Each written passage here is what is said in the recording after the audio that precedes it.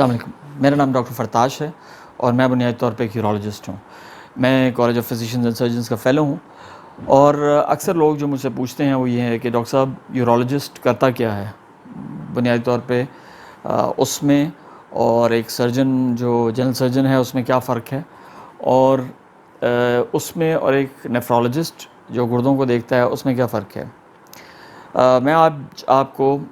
Briefly بڑا مختصر طور پہ یہ بتانے اور سمجھانے کی کوشش کروں گا کہ یورولوجسٹ کا کیا کام ہوتا ہے، جنرل سرجن کا کیا کام ہوتا ہے، یا باقی ڈاکٹرز کا یورولوجی سے کیا چیز مختلف ہے جو ان کو ہم سے سیپریٹ کرتی ہے۔ جو سائنس نے ترقی کی تو پہلے عام طور پہ ڈاکٹرز کو اسپیشلائز نہیں کرنا پڑتا تھا بہت پرانے عرصے میں، تو وہ ایک ہی MBBS کی ڈگری لے کے، آج بھی اس MBBS کی ڈگری پہ لکھا ہوتا ہے کہ آپ سرجری بھی کر سکتے ہیں اور آپ میڈیسن بھی پریکٹس کر سکتے ہیں، تو وہ سب کچھ کر سکتے تھے۔ لیکن جو سائنس نے ترقی کی تو یہ اسپیشلٹیز بنتی گئیں، کیونکہ سب چیزوں کو ہینڈل کرنا، انسانی جسم ایک بہت پیچیدہ قسم کی مشینری ہے جو اللہ تعالیٰ نے بنائی ہوئی ہے، تو اس سارے کو ایک بندے کے لیے ہینڈل کرنا مشکل ہو گیا۔ تو پھر انہوں نے سب اسپیشلٹیز بنا دیں اور اسپیشلٹیز بنا دیں کہ کچھ لوگ اس چیز کو ہینڈل کرنا چاہیں اور جس کی اس میں دلچسپی ہے وہ ادھر چلا جائے، جس کی اس میں دلچسپی ہے وہ ادھر چلا جائے۔ اسی طریقے سے سرجری کی ایک سب اسپیشلٹی اور سپر اسپیشلٹی کہہ لیں اس کو، وہ بنی جس کا نام ہے یورولوجی۔ یورولوجسٹ بنیادی طور پہ ایک سرجن ہوتا ہے اور وہ مختلف چیزوں کو ہینڈل کرتا ہے۔ اس کا یہ مطلب ہرگز نہیں ہے کہ یورولوجسٹ دوائی آپ کو نہیں دے سکتا۔ یورولوجی کا ایک فیلڈ دوائیاں دینا ہے اور ایک فیلڈ ہے سرجری کرنا۔ کچھ میڈیسن کے یا طب کے ایسے شعبے ہیں جو صرف دوائیاں ہی دیتے ہیں، وہ آپریشن نہیں کرتے۔ یورولوجسٹ یہ دونوں کام کرتا ہے۔ یورولوجی میں ہم وہ شاید پہلے لوگ ہیں یورولوجسٹ جنہوں نے اینڈو یورولوجی یا اینڈوسکوپک شروع کی، اینڈوسکوپک سرجریز شروع کی یا اینڈوسکوپک پروسیجر شروع کیے۔ اینڈوسکوپی کا مطلب یہ ہوتا ہے کہ آپ نے کوئی چیرہ نہیں دیا اور چیرے کے بغیر پروسیجرز کیے۔ آج یہ بہت ایڈوانس ہو چکا ہوا ہے اینڈو یورولوجی، اور اس میں ہم لیزرز بھی یوز کرتے ہیں اور مختلف اور طریقہ کار بھی ہیں ہمارے پاس۔ بنیادی طور پہ یورولوجسٹ آپ کے گردے کے پتھر، آپ کے گردے سے لے کے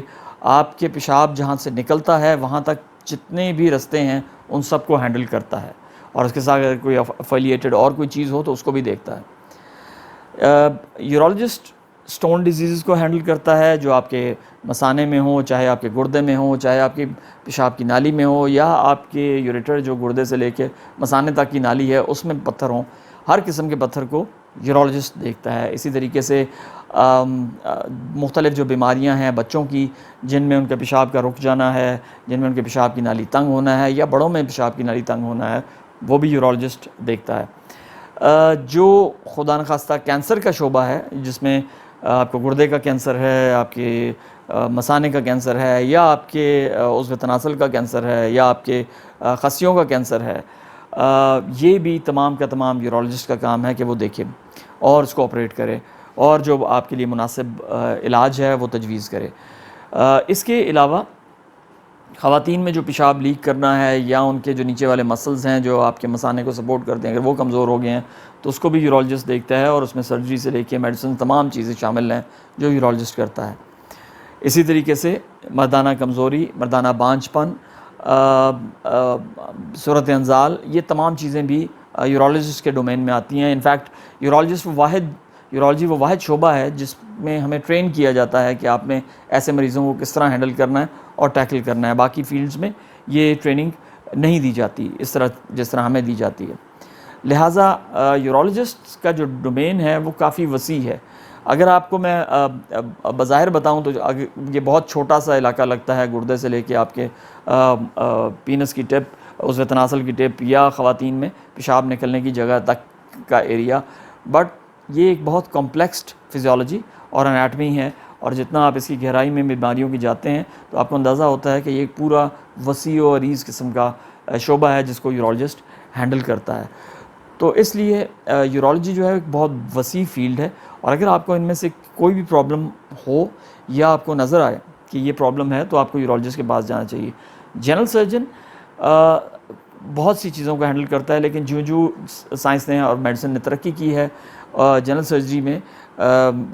وہ زیادہ پتے کو دیکھتے ہیں، آپ کے بڑی آنت کو دیکھتے ہیں، جگر کو دیکھتے ہیں، آپ کے چھوٹی آنت کو، معدے کو، اس میں جتنے بھی مسئلے ہوں، اگر خدا نخواستہ آپ کو کوئی بلیڈنگ ہے، کوئی آپ کو خدا نخواستہ السر سے بلیڈنگ ہو رہی ہے جس کا آپریشن ہے، اگر آپ کا آنت بند ہو گئی ہے، آپ کا بڑا پیشاب نہیں آ رہا، تو یہ تمام چیزیں بھی جنرل سرجری کے ڈومین میں آتی ہیں۔ جہاں تک نیفرولوجی کا تعلق ہے تو نیفرولوجی وہ شعبہ ہے جو گردے کی ویل بینگ کو دیکھتا ہے،